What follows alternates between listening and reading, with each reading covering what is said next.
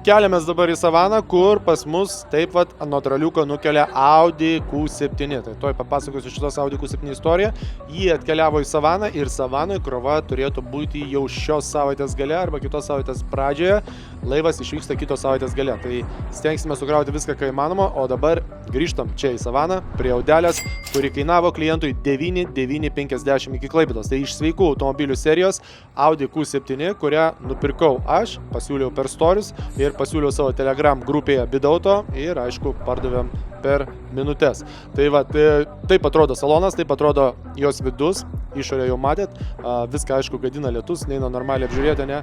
Airbagai sveiki, automobilis užsiveda, viskas kaip ir ok. Tai va, kaip visi žinot ir kaip visur mėgstu minėti, visi šitie dėvėti automobiliai yra parduodami su didelė rida, jie neturi jokių garantijų, jie parduodami as is, tokie kaip yra, tai yra be jokių garantijų. Ir visus tos automobilius, dar tik priminsiu, rasit Telegram grupėje bei Instagramo ir Facebooko storiuose.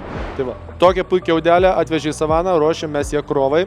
Jeigu norite įsigyti daugiau automobilių, būtinai pasitikrinkit, pasižiūrėkit, siūlome šiandien dar, kai įrašinėjau, yra likę Volvo XC90, Mercedes GLE 350, BMW X5, Audi A8, BMW 7 ir Tesla Model S.